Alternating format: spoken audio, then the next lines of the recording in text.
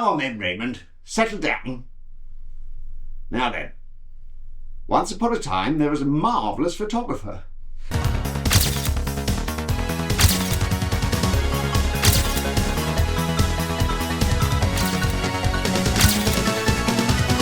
Shall we call him Mr. Timpkins? Yes, I think that would be good.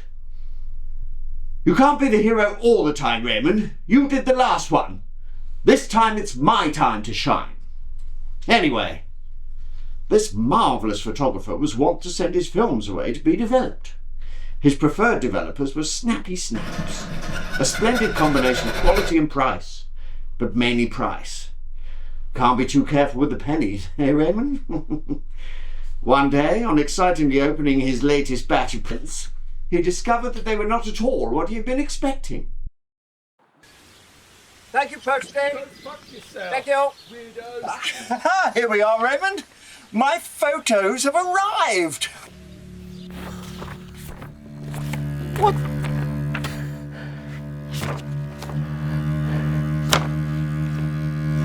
What the? I don't remember taking any of these. What on earth has occurred? Goodness me. What are you doing with those matches? Okay. I mean, look at this awful one. The photos were all of a weird garage-type building in a very foreign-looking location. The sort of place, Raymond, that you might realistically expect a murder or two to have taken place. Mr. Timpkins hands over the photos to his loyal adopted nephew, Raymond. Raymond somehow notices what his eagle-eyed adoptive uncle had not. Not sure about that bit, but we'll carry on, shall we? See where it gets us, eh?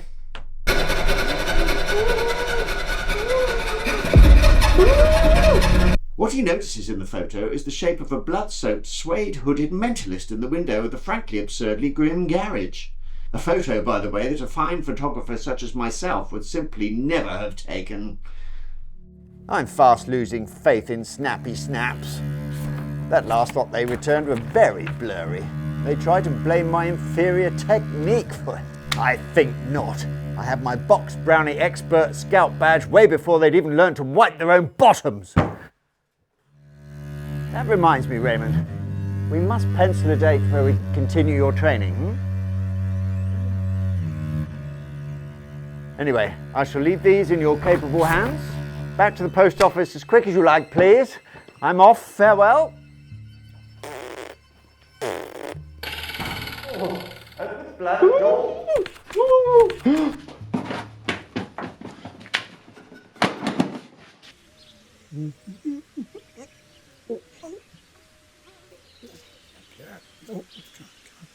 Go. Oh. Look. Let's do this. Let's go. Mr. Timpkins, being most disappointed, decided there and then to take off with his camera and try again in the hope of more satisfying results. He often went on long rambles and took pictures of all the pretty young birdies. Well, you know, we all need a hobby. Well, I don't do it anymore anyway. I do not, Raymond. I most assuredly do not. Please, Raymond, that is enough. I shall continue as if your disrespect hadn't even happened at all. Now then. As he strolled, he noticed ahead the absurdly marvellous form of Miss Manky Banger, a muse of particular interest to him and an arousing intellectual challenge, as her response to his interest in her was often violently hostile. Now then, Manky must have been hormonal or something, as her temper that day was very violent, and Mr. Timpkins found it necessary to limp quickly home, where Raymond was obliged to assist in the recovery of his camera. Timpkins, not being the sort of chap who will be put off by an extraordinarily violent and intimate assault, goes about his business unsullied by fear, but with the assuredness of a man entirely without doubts as to the results of his tenacity vis-à-vis an enduring passionate love redolent of the days of Greta Garbo and Monroe, Dietrich and DiMaggio. And Raymond, Kindly have my spare sandals dubbined, will you? I have the final of the Elite Seniors Walking Championship in the park first thing in the morning. Remember, I did very well last year, and I wish to build upon that success this year.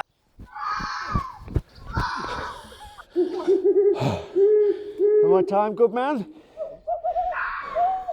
What was my time?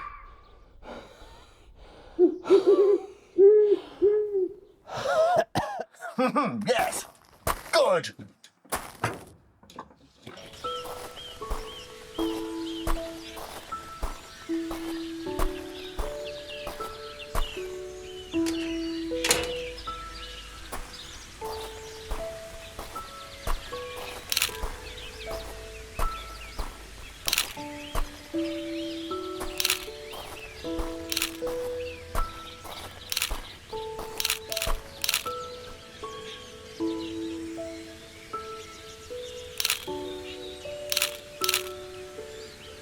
Such simple, wholesome beauty.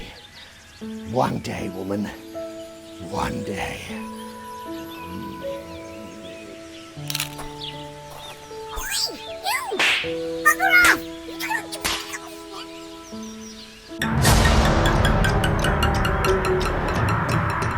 Timpkins, spurned by his love, returns home where he discovers the photographs in the bin.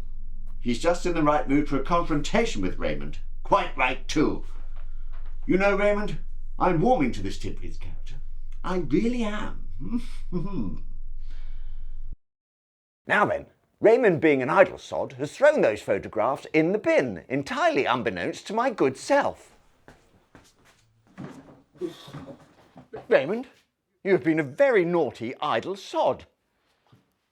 Yes, you have. Yes, you have. Don't give me that attitude, Raymond. Yes, you have. You were supposed to return these to the post office, not put them in the bin. Now, get them back to the post office, please, and immediately. I have other business to attend to. Good day.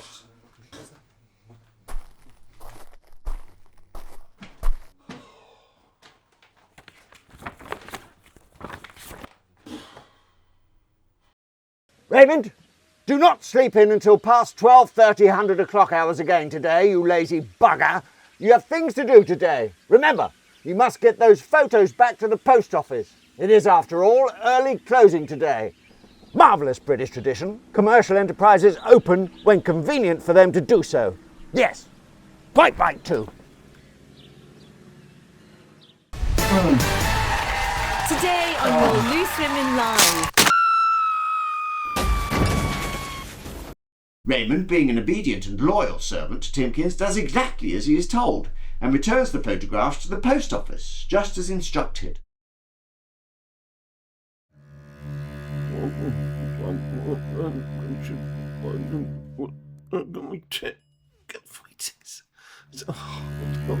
What's going on?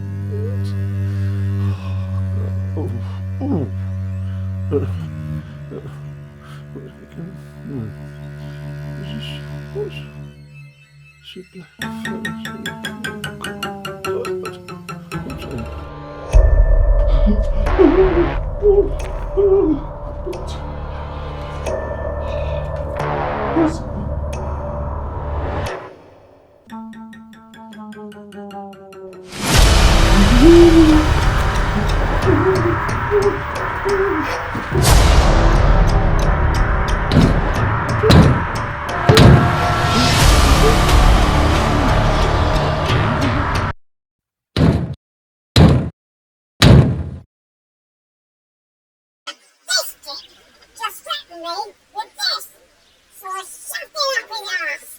I have a little dinky poop, which makes it my little, so I've come to see if your arsehole and uncle wants to go out for a walk. But if this is who he hangs about with, kaboom! Doing last reference, forget! That's the voice of my angel, Miss Bangham. Mankey, Mankey, Mankey, Mankey, Mankey, Mankey, Mankey. Oh my, Raymond, that all got a bit weird for a moment. Almost like reality and fiction became inextricably linked.